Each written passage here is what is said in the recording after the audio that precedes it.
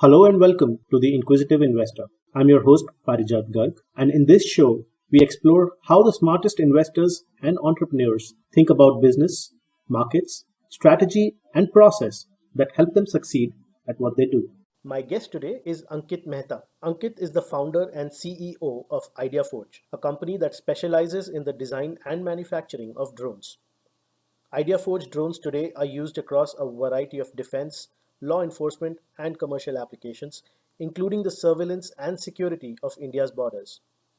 IdeaForge is a completely indigenous company of India, with most of the senior leadership, including Ankit, being graduates of IIT Bombay. In our conversation today, we talk about how IdeaForge came into being, their early struggles, the development of the drone industry in India, which they led, the technological challenge of building high quality drones, and the future of the industry. We cover a lot of ground and I learned a lot. I hope you enjoy my conversation with Ankit Mehta. Hi, Ankit.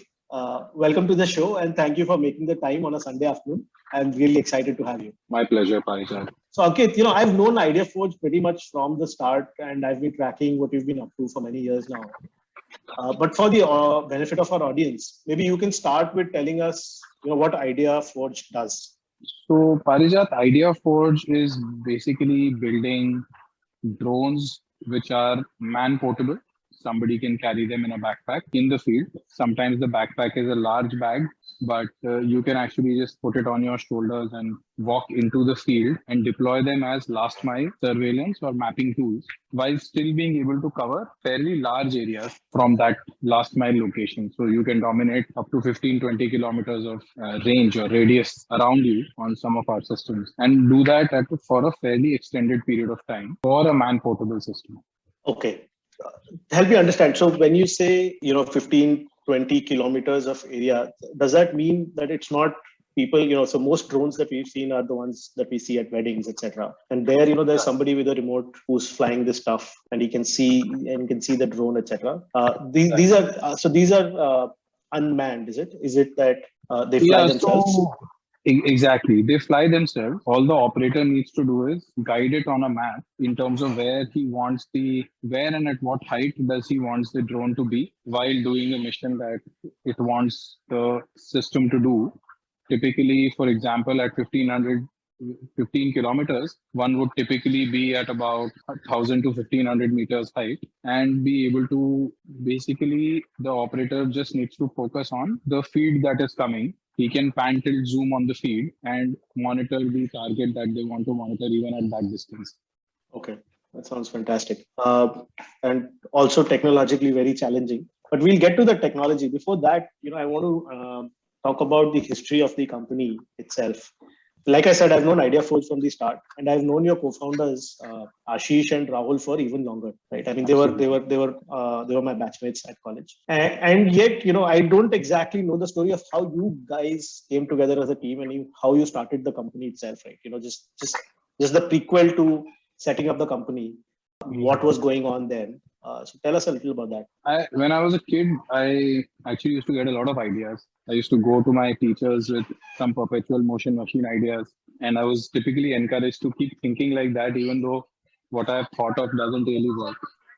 So what happens is that when I was once overhearing a conversation in my family, and they said that IITs are the best engineering colleges in the world, in the country at least.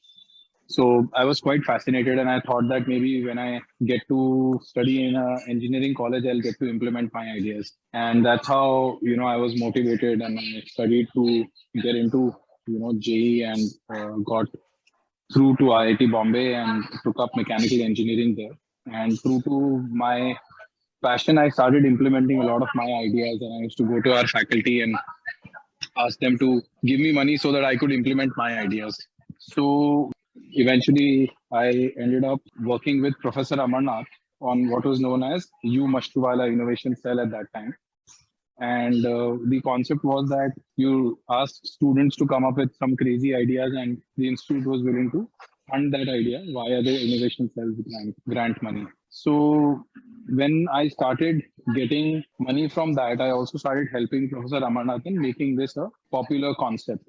And in the spirit of that, I used to take these seminars for students, talking to them about how I was implementing random ideas, and they could also come up with such ideas, and as long as it is innovative, we'll be able to get money from the institute to implement those ideas. So I remember that Rahul probably attended one of those sessions, and he came up to me and said that I want to make a hovercraft and make it float in the Powai Lake. And he had come very well prepared, saying that I have researched and we can take out scrap engines from the scrap bikes that our seniors have left behind and convert that into a hovercraft that can float in the lake with probably potentially a human on board as well.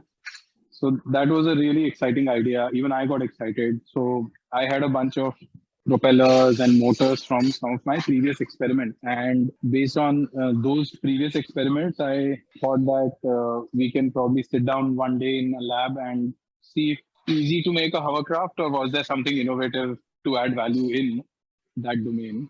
So one afternoon, Rahul sat down.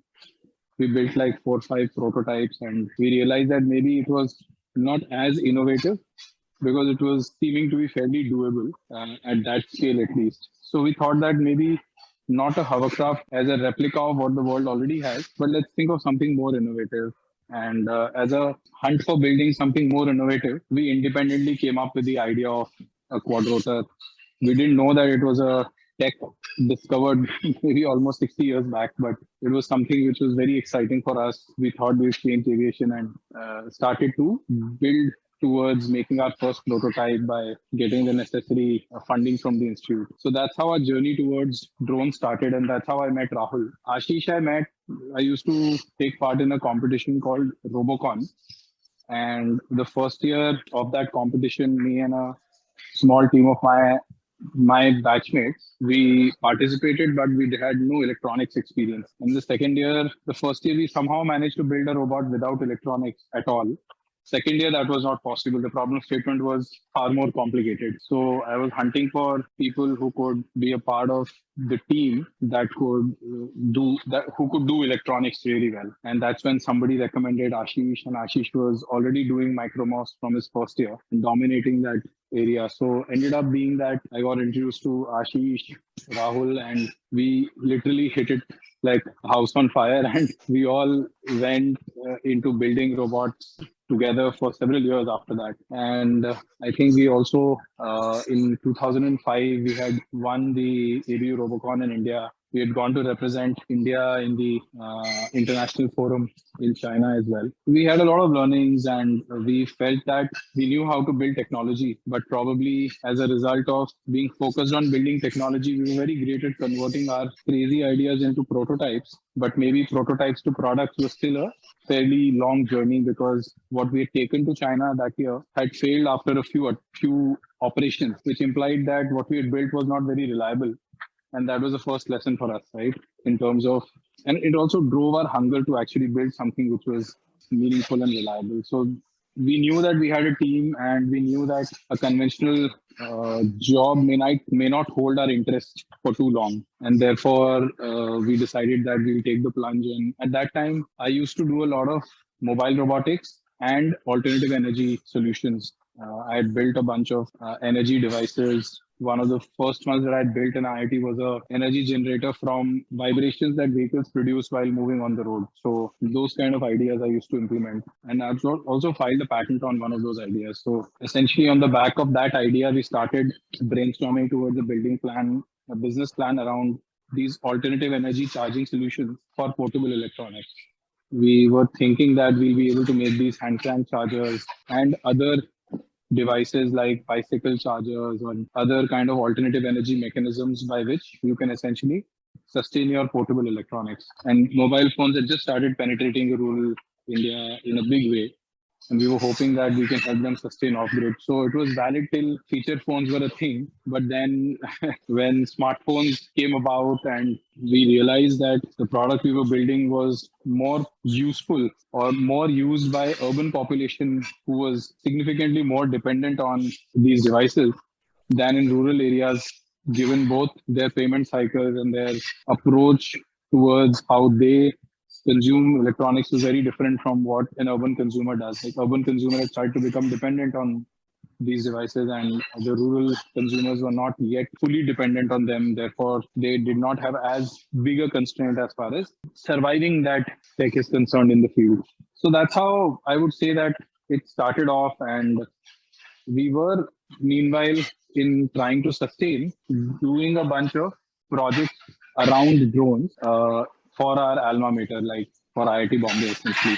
So their aerospace department, which we used to take care of, and that used to give us sustenance and also allowed us to build technology. So in one competition in 2008, I think I had by then joined a company for about 6 months so that I had enough money to survive the next 6 months. And Ashish and Rahul was still graduating at that time. So I made sure that I quit early enough that before they graduate, we have a business plan in place and we start off. So in the end, broadly, what I did was I ended up essentially quitting, came back, made the business plan. In 2007, we started the company, and we had started doing these sustenance projects since 2005-6 timeframe itself. In 2007, when we started, we were doing this alternative energy chargers business to begin with. However, in 2008, we helped IIT Bombay bag the first prize in a UAV competition alongside MIT US. So that was a big revelation for the industry here, and DRDO Labs particularly got super excited that there is a team in India that can build autopilots and the core drone technology from scratch. And they were struggling with a lot of third-party systems that they were trying to integrate onto their projects and programs. So it so ended up happening that we got a lot of demand for our autopilots. While our chargers business was a high volume, low margin business, our autopilots or the drone space was actually the exact opposite. It was extremely low volume, but extremely high margins. So we thought that while we are struggling with the alternate energy chargers, it may be an interesting opportunity to run these two tracks in parallel for a bit and see where it goes. And then in 2008, we had the Mumbai terror attacks, right? So when that happened, we decided that it was an opportunity for us to help our nation by being able to build drones that could have done the job that they were having naval helicopters do by essentially flying at a height and trying to look at the blind side of what's going on there. So it was a huge moment for us where we said that, maybe that's what this technology and our presence in this technology was meant to do. And we decided that we will essentially start building drones for a lot of these applications. And then in 2009, we launched country's first micro UAV. And then on, we've essentially been doing this tech for surveillance applications, and more recently also got into mapping use cases. So the most important thing I heard here was that you guys were tinkering with a lot of robotic stuff, Micro Mouse, Robocon, etc. But the company that you actually started initially was building alternate energy solutions, chargers. You didn't actually start with the thought of building drones. And drones almost happened by accident. Yeah, drones happened by accident. We did start making these projects, which were sustenance projects for us. We did that to begin with. That helped us sort of essentially survive in the beginning, but that wasn't the main core business plan. So at what point did you figure that let's get rid of the chargers business, whatever, and just focus full time on drones? So by 2008, we had launched the chargers, right? And they weren't like, we sold maybe we sold close to about 20,000 chargers of the whole mix that we had created. But one, there wasn't enough money coming in to build a consumer brand around these products that we had built, as well as because hardware funding was something which was unheard of at that time. We were like, tiger out of his cage in every entrepreneur event.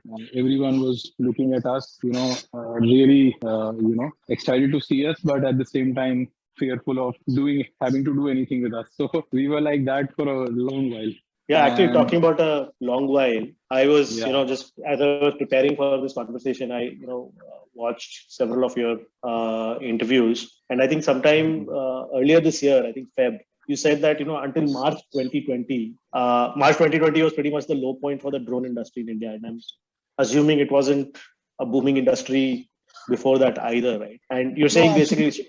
It had started to grow about 2014 timeframe actually. 2013-14 timeframe, it had started to grow, but the country got caught in its own challenges, right? Basically, the processes came in the way of making it anything meaningful faster. So we banned operations of drones by private entities in 2014 as a country, and then we came up with a really challenging set of regulations which the government was supposed to establish a system for, that it could not till today as well. And they did not allow anybody to operate till the government had the right system in place. It's almost like saying that, I will have everybody file income tax online and then not essentially making the portal for the next 3 years and also not accepting any other way of filing the returns. Wow. It Well, was you've touched. I'm sure you've touched a raw nerve there for a lot of people. So help me understand this. So from what you're saying, right? So you're already beginning to do, work on this drones thing by 2008, 2009 as a company. You started focusing on that, right? At 2014, but it starts picking up, and then you're saying that it's effectively a bucket of cold water of the whole thing. That's already 7 years, 6-7 years of you doing this, right? And you're growing. How do you, as an entrepreneur, right? How do you keep going when the going is so slow? You're saying there's nobody willing to fund hardware. You're saying that an industry is not growing too fast, and then you've got a regulatory barrier that's like incredible. How do you continue to keep going in this time? And at what point, if at all, do you figure, okay, this is not working, we've got to stop, right? How does one even take that decision? So, we knew that it's going to be a really long haul when we started doing hardware in India, right? Because if you look at our own batches, right, all the people that probably you are aware of and otherwise, other than Rahul, Ashish, and, other than a couple of more guys in my batch, there was hardly anybody interested in hardware anyhow. And that was the case in the market as well, that people were interested in anything to do with software, but if anything was linked to hardware, people had zero experience in the market. So funding was understandably a poor scenario. On top of that, and we knew that, right? So it wasn't like we were not aware and we were going to run at the first sight of trouble, right?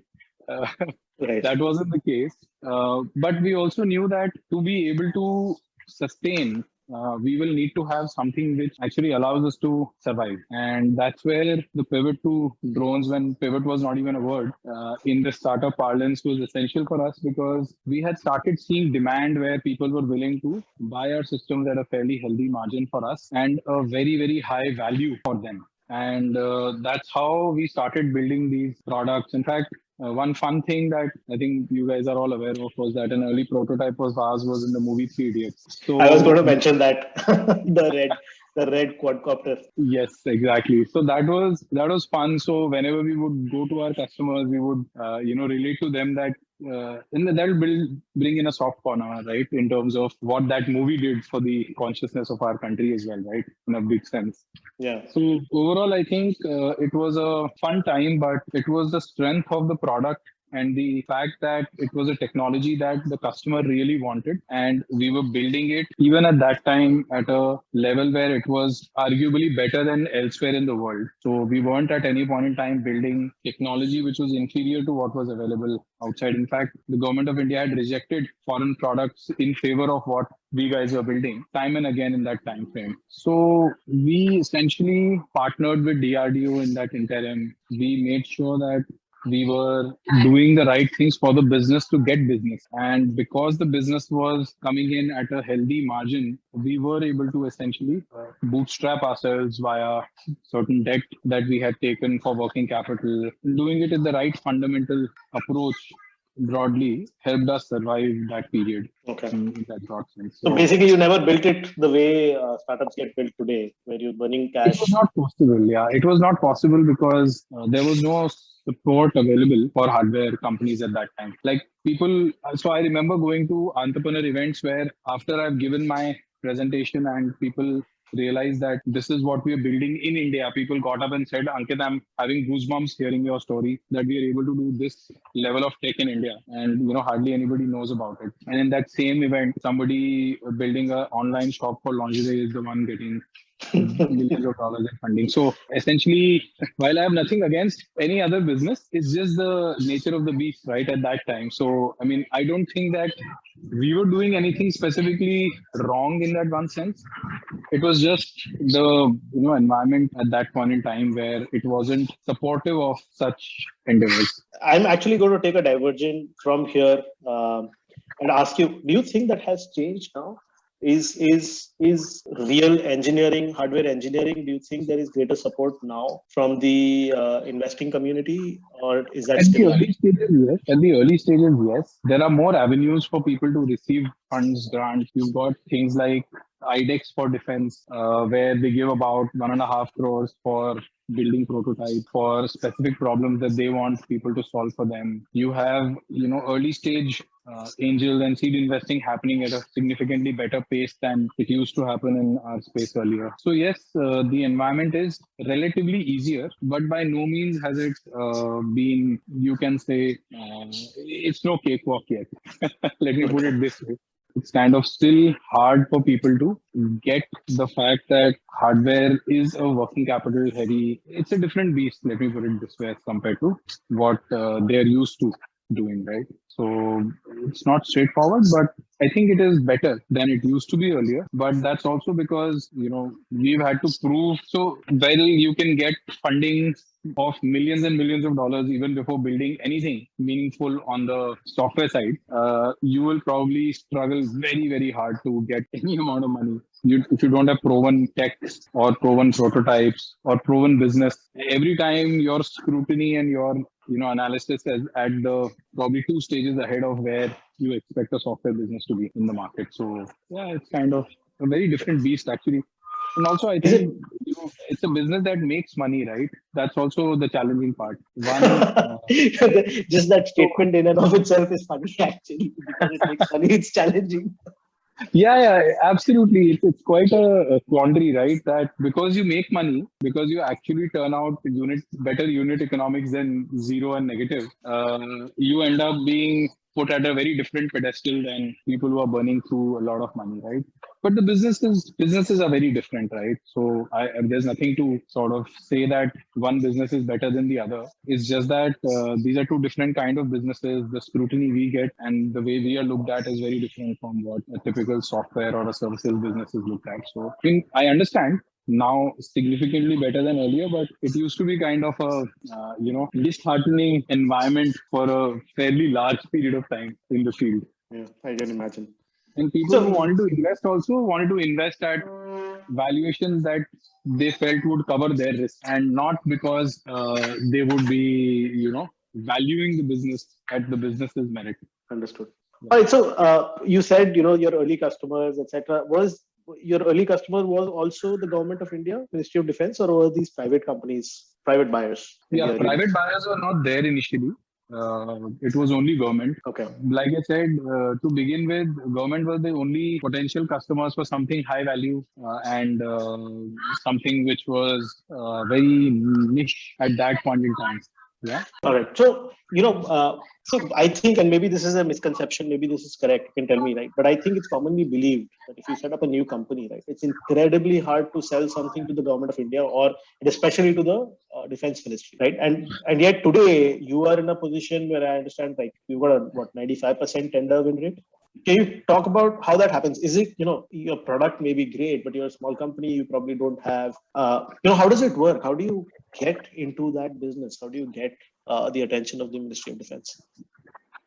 See, for us, we literally built the small drones market in India, right? With our own hands. So we had to go and do demonstrations left, right, and center to everybody. We have flown our systems from Andaman and Nicobar Islands to Leh Ladakh in the north, from the Rann of Kutch and the deserts of Rajasthan to all the way up to Sundarbans and Sela Pass in northeast. And so there is no corner of the country our systems have not been demonstrated at, as well as there is no environmental condition in which we were not tested to prove to them that this is a viable technology that can be deployed. And then everyone who was interested, who was an early adopter or a techie, let's say, in the customer organization would want to buy systems at a pilot level. So you would be able to sell a few units. So you literally have to build the market brick by brick when it is an early day and the market does not have enough knowledge about what you're doing and what you're building. And it isn't like the ROI is proven or the efficacy is proven.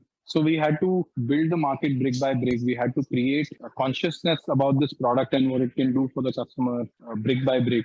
And that's how over the years we've been able to both build with them and also build for them. So both have happened. Like we've literally developed products by understanding their requirements better, by engineering it in a way that it survive in their operating conditions and their kind of operational scenarios as compared to what would have been very different from mature product where it's all given and the user is willing to adapt himself to the product. So it's a mixed bag.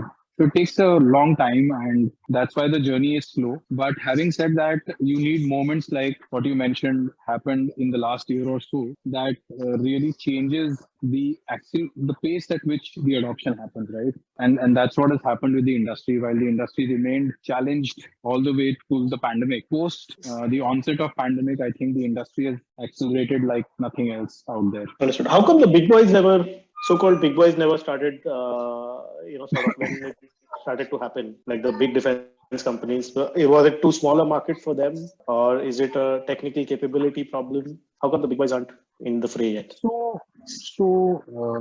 I think what I have understood is that largely large businesses de-risk. They don't get into R&D in that broad sense very easily, right? And they essentially build technology in a fairly, you can say, so they don't spend blind dollars behind a tech, right? Like a startup can. They don't do that as much.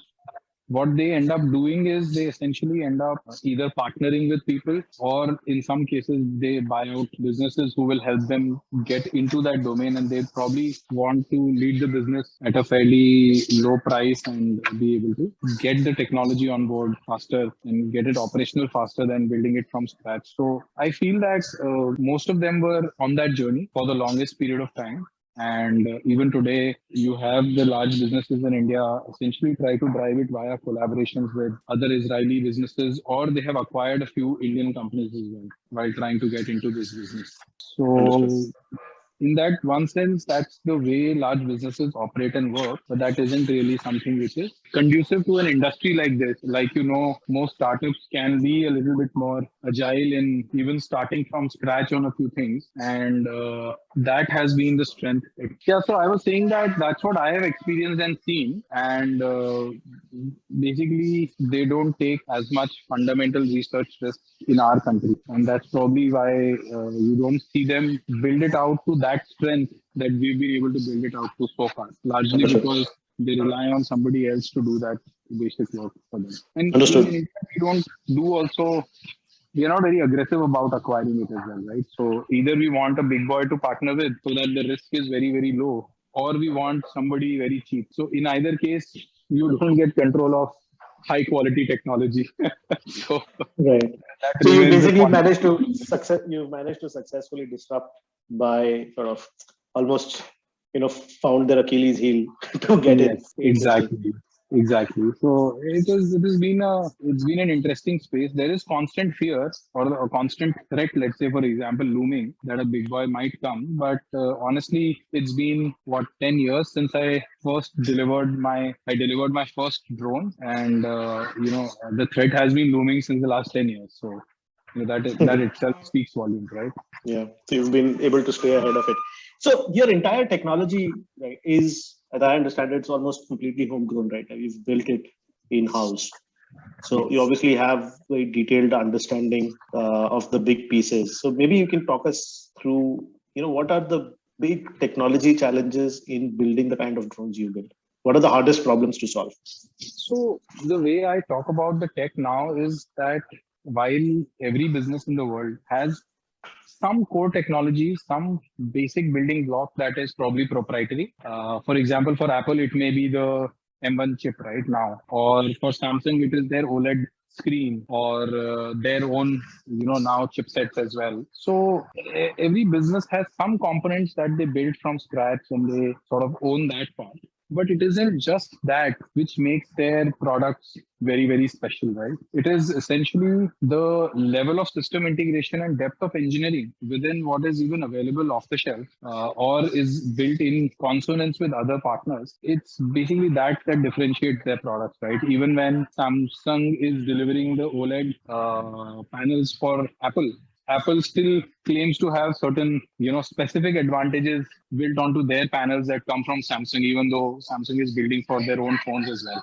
So, the level of engineering you try to indulge in and go deep with in each and every component, and the way it melds together by the software that you build in a manner that you build the software to get the most out of the hardware, and then you build the hardware to get the most out of the software as well. Right. So I think it's that very, very tight coupling that really differentiates people who can build technology to perform versus and deliver flagship kind of outcomes as compared to regular system integration, which is very easy to do.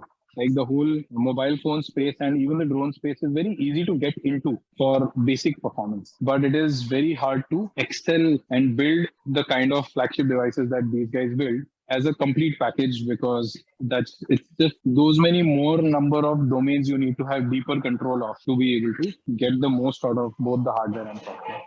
Okay. I'll be honest, I find it a little surprising when you say that getting into the drones business is easy. But honestly, my intuitive understanding was it must be hard. No, it's actually very easy because you have so many open source, both hardware and software pieces available now, which are relatively inexpensive and do a basic job. So you can build systems very fast for a basic outcome. But the reason why it is challenging is because when you go for a procurement case that has 100 line items, not one line item is something you can miss, and you have to optimize for all 100 at the same time. That's where it is hard, right? So getting compliant to maybe 5 line items is easier, maybe 20 is slightly more difficult, and 100 is just near impossible for everyone to balance out the competing requirements that come from the physics and implementation while you're doing that. So I was saying that basically at the core level it is easy, and at a overall system level and doing performance for each line item that the customer wants is basically hard. So it's the complexity of the system that it becomes, start separating complexity and performance. Those are the two areas where you end up creating a large gap between yourself and a newcomer or an upstart. On that note, like you said, right, that the OLED screens for Samsung or the M1 processor for Apple, what is it that is at the heart of Idea Foods that you think is like the big? So obviously, it's the system integration capability, as you mentioned, implying, right? That's probably one. But in terms of what you're really, really proud of, in terms of what you. So I think several elements, right? For example, we have our own autopilot, which is both at the hardware level and at the code level, entirely proprietary to us. We have our own control software, which is both the actual controls on the autopilot, which I already mentioned, but also the ground control software, which is the user app for the end user. That's our own design, that's our own make. We even build and co-own our image intelligence pieces on these drones. We have essentially built our own battery packs, built our own airframes, which bring in very unique advantages to our systems. So even your own airframes. So yeah. Okay. So I'm so sorry. Let's say I'm technologically challenged. What is that? Is that something like the way you talk about cars and airplanes, where you have to do airflow analysis and stability and things like that? Right. What do you mean? So it's basically the way you construct and configure your system to deliver max efficiency for the lowest weight and for the highest reliability both. So you have to engineer each and every aspect very minutely to be able to deliver on all fronts simultaneously. So what we pride in is that we have built our airframes in a way that they are lighter than, almost 2x lighter than most of our competition, despite being equal or better performing than them. Typically better performing at half the weight in most cases. So that is something which is not easily seen in the market, particularly because that is where the domain expertise and the depth of engineering shows up, right? I'm assuming that it's not you or Ashish or Rahul who's doing all the engineering today, right? You must have put together an R&D team. How big is this team, and how do you get these people? Is there a dearth of people who can pull off these kind of feats? Right. So, first of all, rolling back a little bit. So I did speak about how me, Rahul, and Ashish came together. But our fourth co-founder, Vipul, he joined. He's a childhood friend of mine. Okay. So he joined us in 2008 and essentially helped us build it out from scratch. So he earlier joined us to actually do sales and marketing for our chargers business. And since that time, he has morphed his role to now lead our operations. So the four of us now lead the company with majority of the systems set up and being taken care of by Rahul and Vipul on the operations front. Ashish is deeply focused on tech, and I of course end up essentially picking up or giving up most of the things I used to do earlier. So to whoever comes in, right?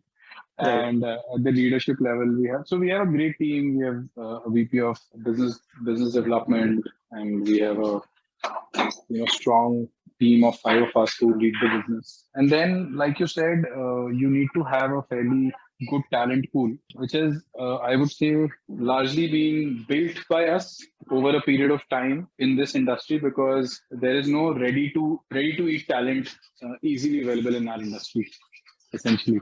Because people aren't people. So first of all, earlier there were no people working on drones in India, right?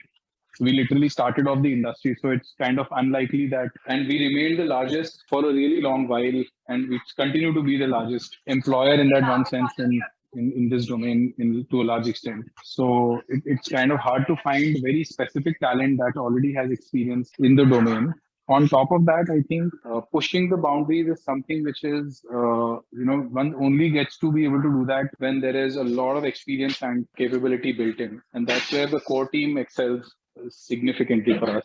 And they allow us to essentially leapfrog most of the limitations that people come up with. So our focus has been on people who can debug better than everybody else. Essentially, I feel that, technology is built at that debugging level, because it's very, very easy to build prototypes, but to eke out more from them or to sort of debug what's wrong with them, you need to have really, really deep understanding of what's going on there at the physics level.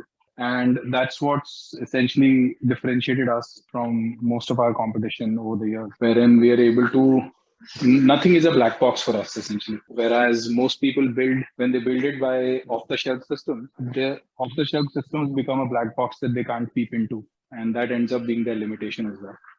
It gets to the market fast, but if it fails, then there's nothing that you can do to rescue yourself, essentially, because you don't know what's going on inside that black box. That's a very interesting insight. I think that's probably true, not just in hardware, of course, but I think my experience that seems true for software as well, right? Because there's so many pre-built libraries that you can use, for example, and you can put something together. But again, If you want to push the boundaries, you need to know exactly what's going on inside. What to change. Yeah. I completely hear you, because, for example, software communications, right? Now, communications, people take it for granted that, Wi-Fi is the holy grail, right? And we have to communicate in the open bands, where we are basically competing with all your Wi-Fi routers in the vicinity. So despite that, how do you build a tech that can survive that environment, including the noise from 4G and all other installations, because they also come very close to the overall frequency range of Wi-Fi, that is the open band today. How do you do that and still retain your advantage in terms of range? And these kind of ranges over these frequencies not straightforward at all to deliver. So that's where we excel. And we do it and are able to do it only because we are able to dig really, really deep onto those libraries and be able to exactly understand what will need to be amended to get the outcome and what will it affect simultaneously, so that you don't mess up something else. So it is genuinely at the real deep end of understanding that this kind of excellence can be brought about is what's been my experience. And pretty much everybody who's remained at the surface has been struggling with meeting even basics for most customers. Yeah, I love the idea of this thing. People talk about moats, and most people, when they talk about moats, they think in terms of, strategic positioning in the market, etc. To me, as an engineer myself, I love the idea that just deep understanding of what you're building as a source of competitive advantage. It's a I think massive that's competitive advantage, and it is very unshakable also, I realized, right? Particularly in our context in India, it's kind of hard for people to, challenge that space once you are there at the top end. Very hard for people to challenge it So because globally, though, how about globally? Where do you think the best minds are in this drones business? see, I would say China and US largely. China, US, and Europe as well to some extent. But I think particularly for the platforms that IdeaForge builds, we don't have a challenge globally. In fact, our performance per pound is better than almost everyone out there. Okay, that's a tall order. Actually, that's a big claim. Why is that though? Is it because they're not being challenged enough to solve for performance per pound? Are they optimizing for something else? What do you Yeah, think exactly. lets you do that?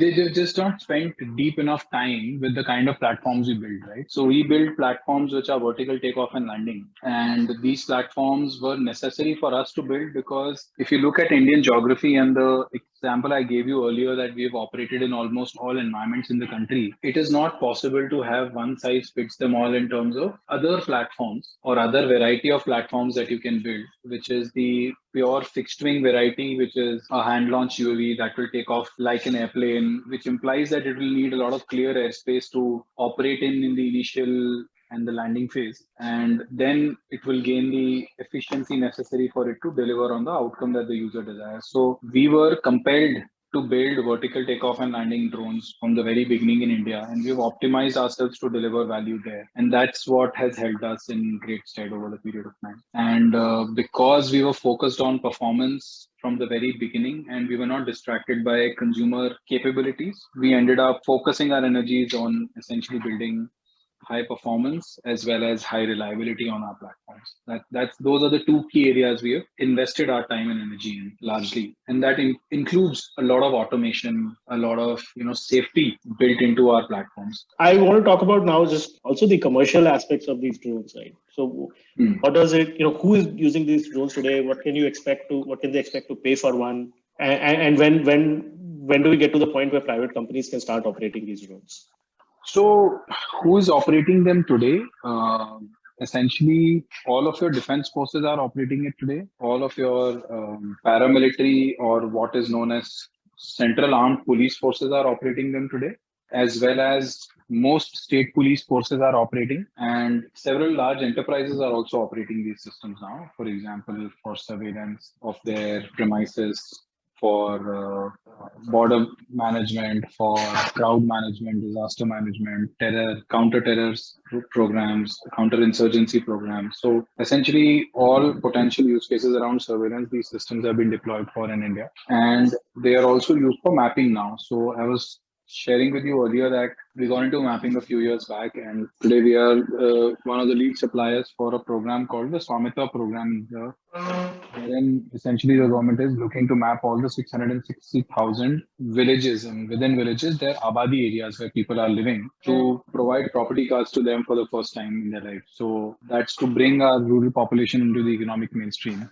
and allow them to essentially leverage their property for the first time for something meaningful for them in terms of both capital and all of that. So still largely the government, right? You did mention some large enterprises. Yes. What are they using for exactly? So, for example, couple of them are using for port surveillance. Some of them are using for their plant surveillance. Some of them have really large borders which they want to keep an eye on. Some of them are using it for stockpile estimations of their mining or for their power plants, the coal stockpiles. And so various use cases get deployed on drones, so both in mapping and surveillance. So is there image processing capability also, or so when you say stockpile estimation, for example, are there algorithms that also then just use this imagery to do the estimation, or is that still a manual process? Yeah, so what happens is typically the drone is a data collection agent there. And then there are certain very mature softwares in the industry which do a process called photogrammetry, which stitches those images into highly accurate 3D models of the space. And then you can do measurements onto those 3D models to get your volume estimations and stuff like that. So yeah, it is done through essentially softwares that have been matured by the industry in general over several years now. Okay. And these softwares, are there companies in India that make these softwares, or are these typically global companies? Currently, I think the key players are all non-India centric, but over a period of time, I do expect that Indian companies, wherever desired, may get into it. But since these are commercially available and not very expensive, it may not be super essential also.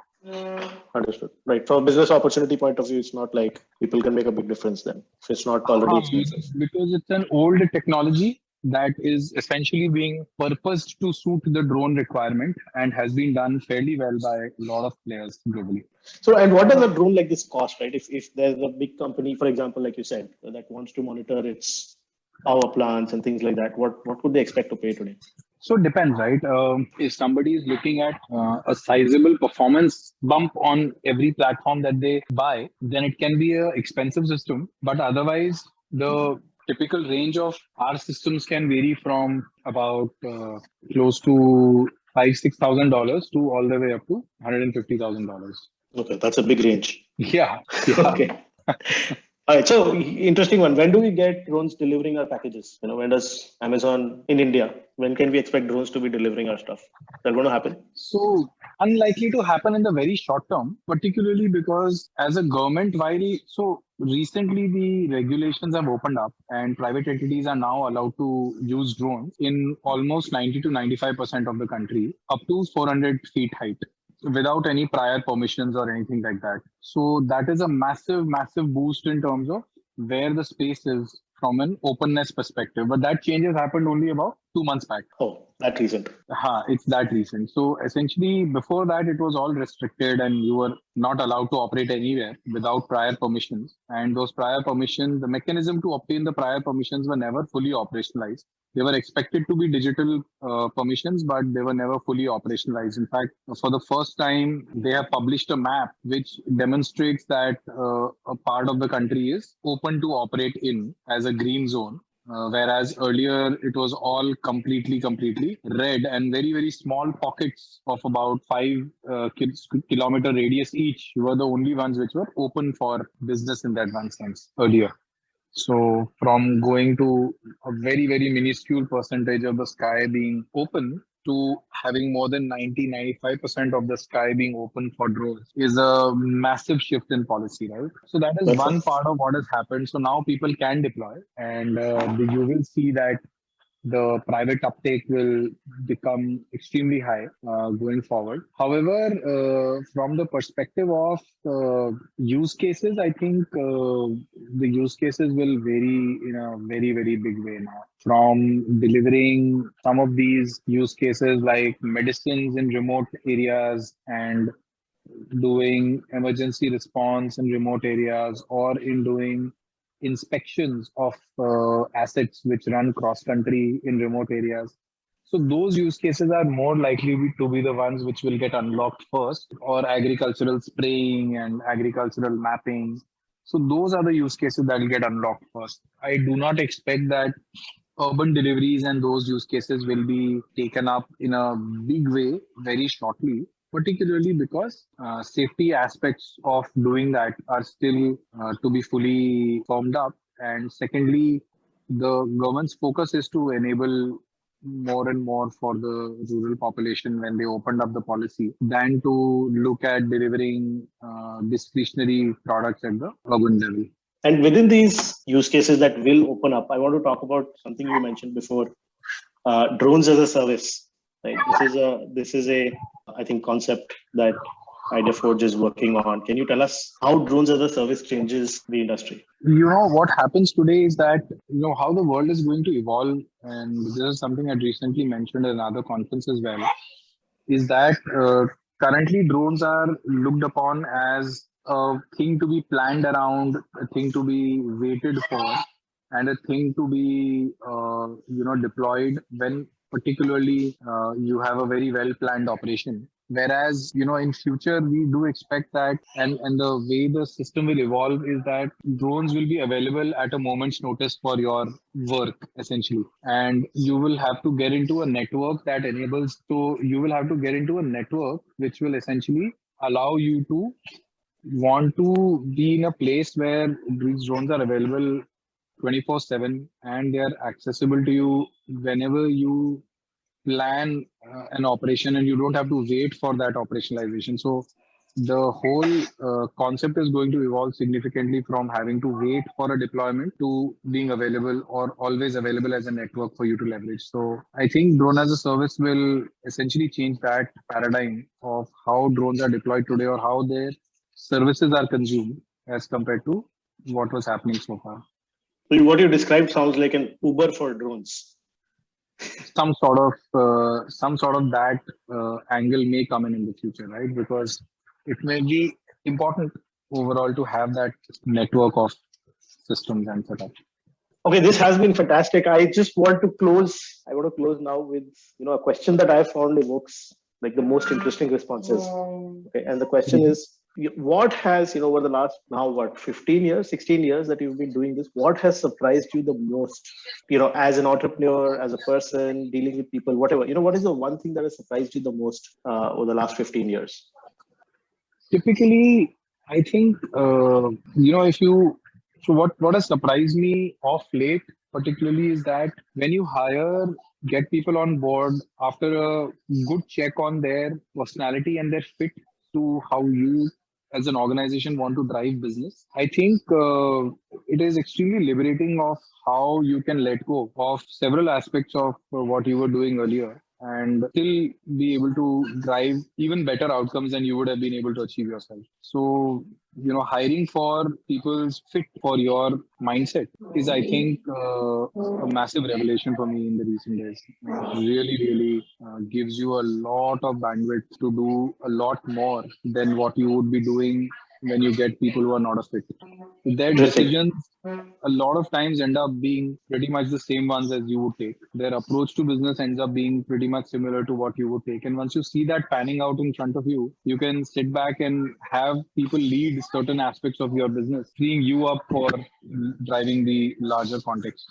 So for me, I think that's been a great discovery of how to get the right people on board. And it's worked out personally really well for me.